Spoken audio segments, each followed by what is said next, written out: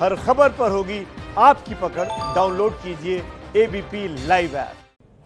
देखिए, सीमा विवाद को लेकर भारत और चीन के बीच आज बड़ी बैठक हो रही है और ऐसा पहली बार हो रहा है जब भारत चीन के बीच किसी विवाद को सुलझाने के लिए लेफ्टिनेंट जनरल स्तर के अधिकारी मिल रहे हो।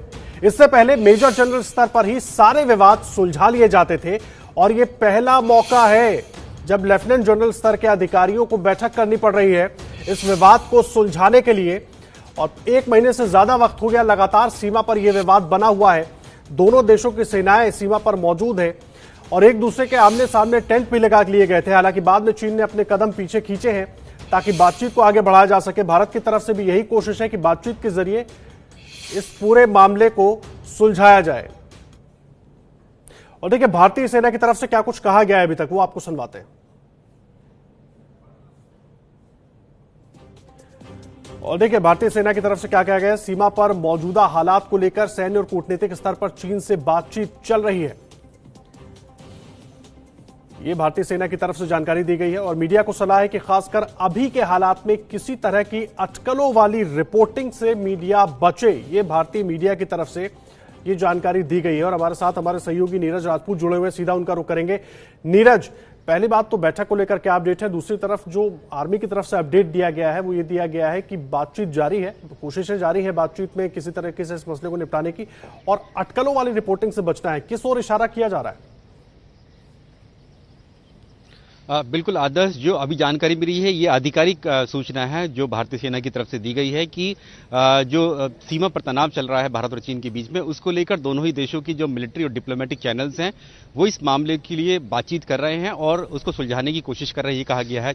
और काफी ज्यादा रिपोर्टिंग जो है इस मामले पर हो रही है भारत और चीन की सीमा को लेकर कि तनाव कहां पर है, किस जगह पर है, कितने सैनिक वहां पर हैं। किसी ने कहा कि पूरी ब्रिगेड है, किसी ने कहा कि पूरी डिवीजन 10,000 सैनिक आकर बैठ गए हैं, कहीं और लद्दाख के अलावा भी दूसरी जगह पर टेंशन शुरू हो गई है। जाहिर सी बात है नीरज, बातों को लेकर ऐसे वक्त में इन चीजों का ध्यान रखना ही होगा। हम लोगों की भी जिम्मेदारी है कि जो खबर हमारे दर्शकों तक पहुंचे वो एकदम पुख्ता, एकदम सही खबर हो। और लगातार आप यही कोशिश भी करते रहते हैं, जो जानकारी आप पहुंचाते हैं वो बिल्कुल सटीक होती है। मुझे एक बात बताइए, अभी तक बैठक को लेकर कुछ खास जानकारी निकल कर आई है क्या?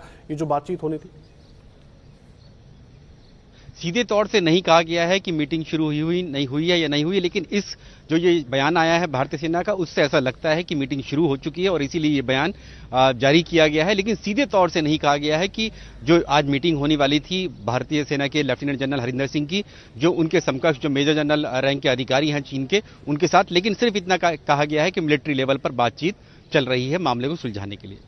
जी, जाहिर सी बात है मिलिट्री लेवल पर बातचीत चल रही है मामले को सुलझाने के लिए। नीरज, कई अहम मुद्दे हैं, कई पड़ाव से होकर ये स्थिति अब यहां तक पहुंची है कि बातचीत के जरिए इस पूरे मामले को सुलझाया जाए और उसमें भी लेफ्टिनेंट जनरल लेवल के अब अधिकारी मौजूद है। तो क्या उम्मीद क्या कर सकते हैं? जिस तरह का फेस ऑफ हमने देखा है उसके बाद उम्मीद क्या की जा सकती है?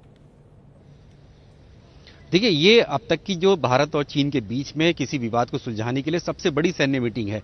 इससे पहले कभी भी कोई लेफ्टिनेंट जनरल भारतीय सेना की तरफ से वो विवाद सुलझाने के लिए कभी शामिल नहीं हुए मीटिंग में।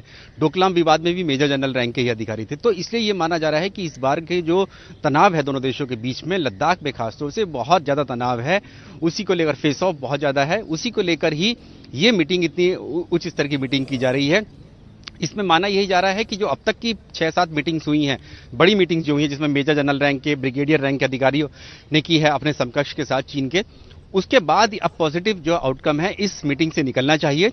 लेकिन यह भी माना जा रहा है कि ये मीटिंग के तुरंत एकदम से हल नहीं निकलेगा, एकदम से दोनों देशों की सेनाएं जो पीछे नहीं हटेंगी, लेकिन ये एक कदम होगा, स्टेप होगा कि भाई अब हम डिसएंगेजमेंट की तरफ जाते हैं। धीरे धीरे करके जो है जो सेनाएं हैं वो बॉर्डर से पीछे हो जाएंगी। ये अभी तक जो जानकारी है वो हमें दी जा रही है। हमारे साथ मेजर जनरल जीडी बख्शी साहब भी जुड़ गए हैं।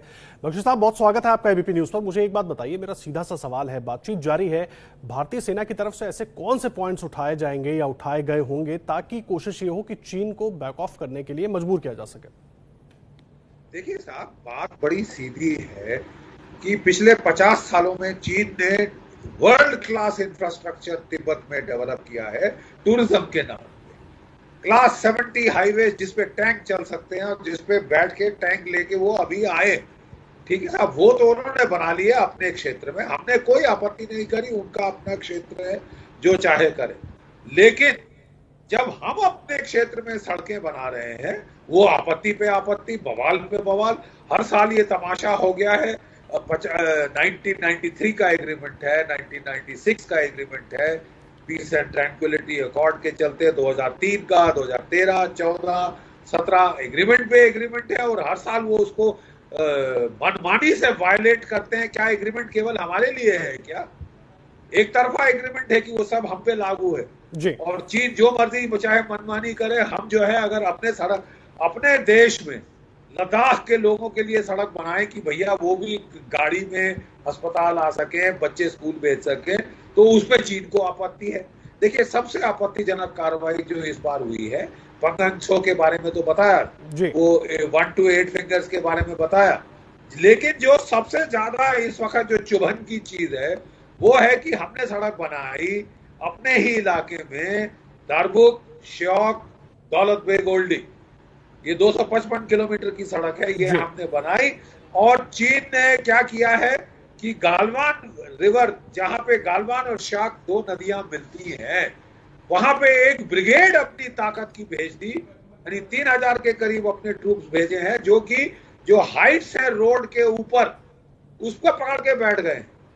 ये तो मुझे बख्शी साहब एक बात बीच में आपको रोक रहा हूं। एक तरफ हम चीन के साथ दोस्ती का हाथ बढ़ाने की कोशिश करते रहते हैं, उनके तरफ से भी संकेत ऐसे मिलते हैं और फिर अचानक इस तरह की सिचुएशन हम देखने लगते हैं। डोकलाम में हमने देखा क्या हुआ था, हाल फिलहाल में अगर देख लें एक के बाद एक इस तरह की कई घटनाएं देखने को मिल गई और अभी पिछले 1 महीने से ज्यादा वक्त हो गया जो कुछ हो रहा है। तो ऐसे में हमारी क्या रणनीति को थोड़ा और ठोस, थोड़ा और करारा करने की जरूरत नहीं है क्या? बिल्कुल जरूरत है साहब, क्योंकि देखिए हर साल ये तमाशा होता है। हमने कहा साहब देखिए हमारी perception line of actual control की ये है, उनकी परसेप्शन कुछ और है। हम कम से कम समझा तो दीजिए आपकी परसेप्शन क्या है। नक्शे तो एक्सचेंज करिए, मैप्स तो एक्सचेंज करिए, बाउंड्री जमीन पे लगा दे, ताकि ये हर साल जो तमाशा होता है ये नहीं हुआ। 23 मीटिंग हुई है स्पेशल रिप्रेजेंटेटिव्स के बीच में। चीन ने नक्शे भी देने से, आदान प्रदान करने से मना कर दिया है, क्योंकि चीन चाहता है कि एक प्रेशर पॉइंट उसके पास है, हमको जब चाहे प्रेशर में डाल दे, हमारे ऊपर जब चाहे दबाव बना दे। तो साहब देखिए हमारी भी रेड लाइन है, हमने सड़क में करोड़ों रुपए खर्चा किए हैं अपने लोगों के लिए, इसलिए नहीं कि चीन की फौज उसके ऊपर आके बैठ जाए। चीन की फौज को पीछे जाना होगा और हर हालत में जाना होगा। ये बिल्कुल जाना होगा बख्शी साहब।